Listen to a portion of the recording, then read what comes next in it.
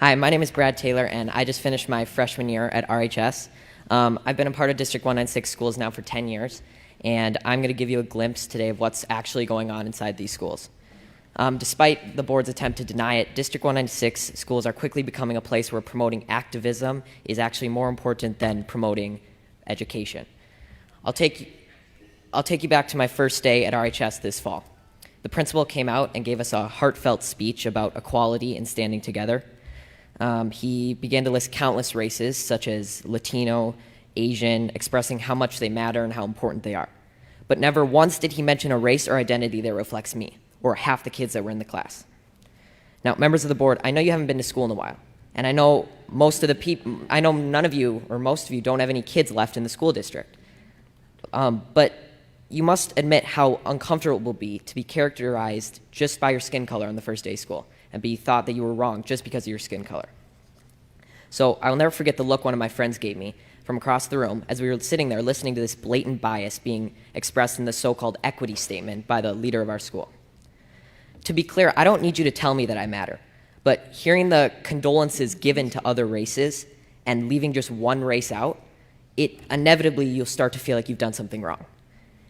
And in our principal's attempt to unify us, he instead created unwarranted boundaries and barriers between his students, pitting us against each other based on characteristics that we can't control.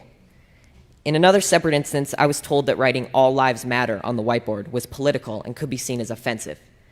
When I questioned the teacher after class, she told me that she didn't have an answer and she just had to erase it, and it was quickly erased. There are political signs all over RHS, about specific races that matter, specific sexual orientations that matter, and specific perspectives that matter. But when I questioned the RHS administration about how these signs were political, they told me that they were supporting human rights. So when I questioned why the equity statement couldn't represent all students, they told me that to even ask that question was outlandish and offensive. And when I asked why that was, they told me, quote, "Whites have a pretty good situation right now," unquote. So is that not racism? Disregarding my question merely because of the color of my skin?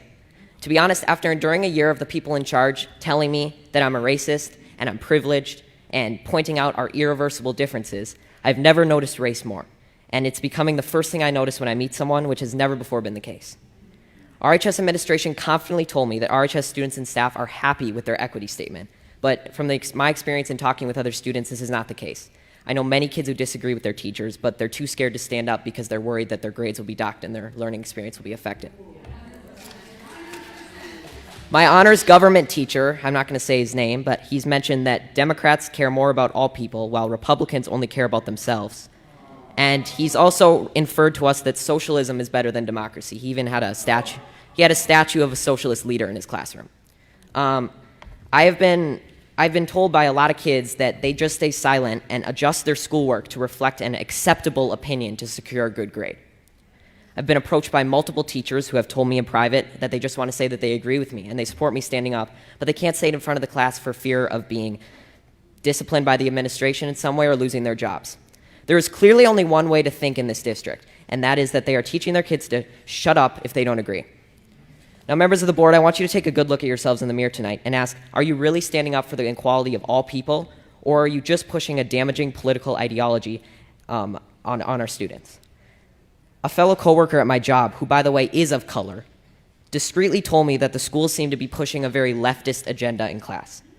This proved that not everyone is happy with your school, and not everyone who isn't happy is white. Now, due to all these instances I've mentioned and many more that I can't fit in this 5-minute speech, I've decided to leave this district and continue school on a private Christian school online.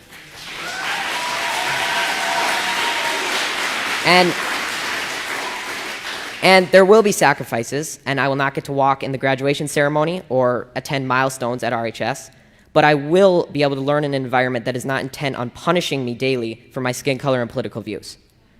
Now, regardless of how you take my speech, whether you just shrug it off as malarkey or Fox News talking points, I encourage you to think about it, because someday I'm going to be a leader. I may be the president, a governor, or just a professional golfer, but I will never stop believing that everybody has value, no matter their skin color or personal beliefs, and it's a shame that you're not going to be able to say that I was an alumni of RHS in District 196. Thank you.